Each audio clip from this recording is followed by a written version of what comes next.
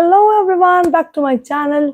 He was only about 2 inches high and he had a mouse's sharp nose, a mouse's tail, a mouse's whiskers, and the pleasant, shy manner of a mouse.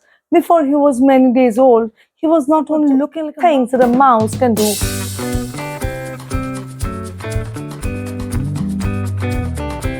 Hello everyone, back to my channel with love. Well, I would like to start today my video giving thanks to all of you. You have shown immense love to Charlotte's Web, yes, to E.B.White Charlotte's Web. And so comes E.B.White's next book, Stuart Little, yes, Stuart Little, the sweet one.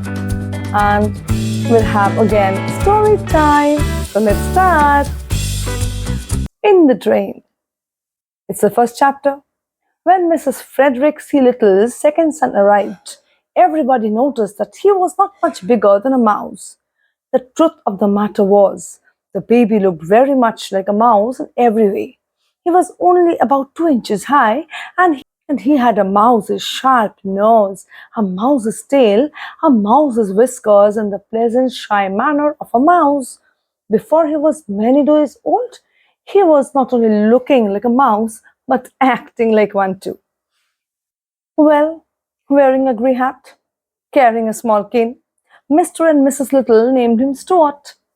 And Mr. Little made him a tiny bed out of 4 clothespins and a cigarette box. My God, a bed out of a cigarette box, can you imagine? Unlike most babies, Stuart could walk as soon as he was born because he was a mouse. When he was a week old, he could climb lamps by shining up the cord. Mrs. Little saw right away that the infant clothes she had provided were unsuitable, and she set to work and made him a fine little blue worsted suit with patch pockets in which she could keep his handkerchief, his money, and his keys.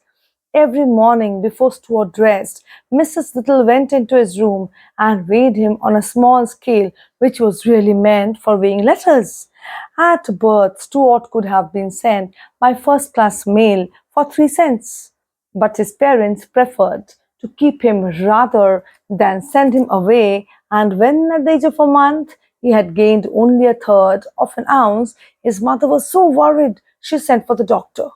The doctor was delighted with Stuart and said that it was very unusual for an American family to have a mouse. He took Stuart's temperature, the doctor, and found that it was 98.6, which is normal for a mouse. He also examined Stuart's chest and heart and looked into his ears solemnly with a flashlight. Solemnly means seriously, with a flashlight. Not every doctor can look into a mouse's ear without laughing. Everything seemed to be all right, and Mrs. Little was pleased to get such a good report. "Feed him up," said the doctor cheerfully as he left. The home of the Little family was a pleasant place near a park in New York City. In the mornings, the sun streamed in through the east windows, and all the Littles were up early as a general rule. Stuart was a great help to his parents and to his elder brother George because of his small size and because he could do things that a mouse can do and was agreeable about doing them. One day, when Mrs. Little was washing out the bathtub, after Mr. Little had taken a bath, she lost a ring off her finger and was horrified to discover that it had fallen down the drain. "What had I better do?" she cried, trying to keep the tears back.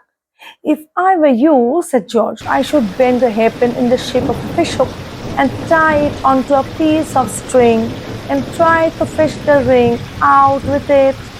So Mrs. Little found a piece of string and a hairpin, and for about a half hour she fished for the ring, but it was dark down the drain, and the hook always seemed to catch on something before she could get it down to where the ring was. "What luck?" inquired Mr. Little, coming into the bathroom. "No luck at all," said Mrs. Little. "The ring is so far down I can't fish it up." "Why don't we send Stuart down after it?" suggested Mr. Little. "How about it, Stuart? Would you like to try?" "Yes, I would," Stuart replied, "but I think I'd better get into my old pants. I imagine it's wet down there." "It's all of that," said George, who was a trifle annoyed that his hook idea hadn't worked. So Stuart slipped into his old pants and prepared to go down the drain after the ring. He decided to carry the string along with him, leaving one end in charge of his father. When I jerk 3 times on the string, pull me up, he said. And while Mr. Little knelt in the tub, Stuart slid easily down the drain and was lost to view. In a minute or so, there came 3 quick jerks on the string, and Mr. Little carefully hauled it up. There at the end was Stuart, with the ring safely around his neck. "Oh, my brave little son," said Mrs. Little proudly as she kissed Stuart and thanked him. "How was it down there?"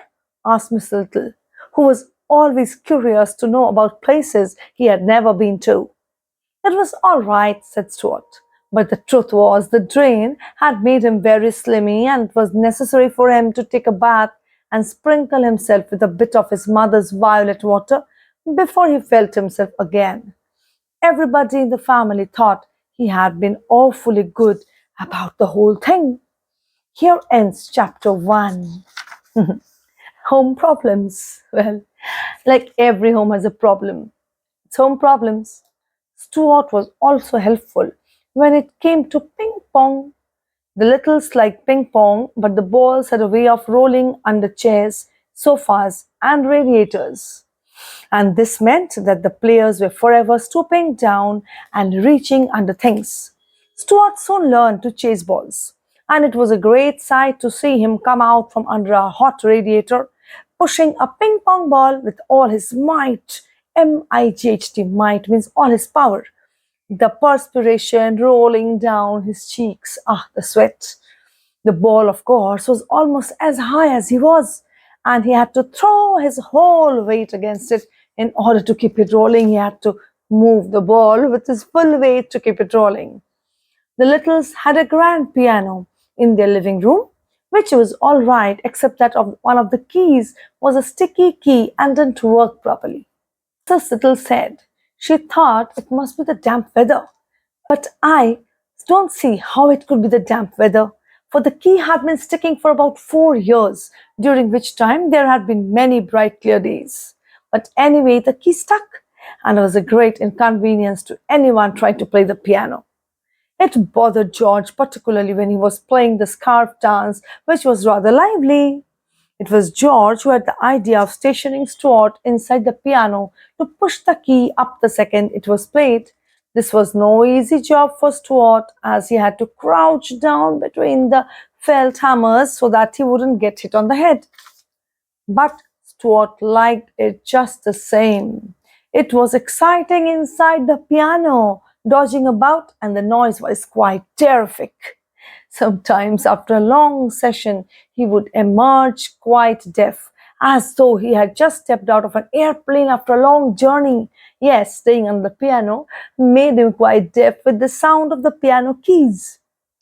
And Mr. and Mrs. Little often discussed what quietly between themselves when he wasn't around, for they had never quite recovered from the shock and surprise of having a mouse in the family. He was so very tiny, and he presented so many problems to his parents. Mr. Little said that, for one thing, there must be no references to mice in their conversation. That is, they should not refer to it as mouse or mice. He made Mrs. Little tear from the nursery songbook the page about the 3 blind mice, see how they run. "I don't want Stuart to get a lot of notions in his head," said Mr. Little. "I should feel badly to have my son grow up fearing that a farmer's wife was going to cut off his tail with a carving knife. It is such things that make children dream bad dreams when they go to bed at night." "Yes," replied Mrs. Little, "and I think we had better start thinking about the poem. 'Twas the night before Christmas, when all through the house not a creature was stirring, not even a mouse.' I think it might embarrass Stuart to hear mice mentioned in such a belittling manner." "That's right," said her husband. "But what shall we say when we come to that line in the poem? We'll have to say something. We can't just say it was the night before Christmas, when all through the house not a creature was stirring. That doesn't sound complete. It needs a word to rhyme with house. What about louse? Asked Mrs. Little. Or grouse? Said Mr. Little. I suggest souse, remarked George, who had been listening to the conversation from across the room. It was decided that louse was the best substitute for mouse, and so when Christmas came around, Mrs. Little carefully rubbed out the word mouse from the poem and wrote in the word louse, and Stuart always thought that the poem went this way. It was the night before Christmas when all through the house not a creature was stirring, not even a louse. Yes, mouse was replaced by louse.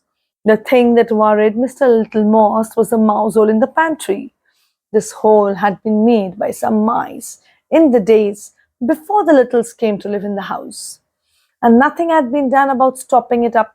Mr. Little was not at all sure that he understood Stuart's real feeling about a mouse hole. He didn't know where the hole led to, and it made him uneasy to think that Stuart might someday feel the desire to venture it. After all, he does look a good deal like a mouse, said Mr. Little to his wife, and I have never seen a mouse yet that didn't like to go into a hole. Well, this book is a live example from storytelling to filmmaking. And reading books is not only about reading, is not only about the story. Of course, the story is the important element, but also it's about the words. It's about choosing the plot, the background, the setting. And isn't it an interesting plot, interesting setting to have a mouse as a pet in the house? Yes. And how beautiful, how kind Mr. and Mrs. Little had been. To name and replace the word mouse as louse?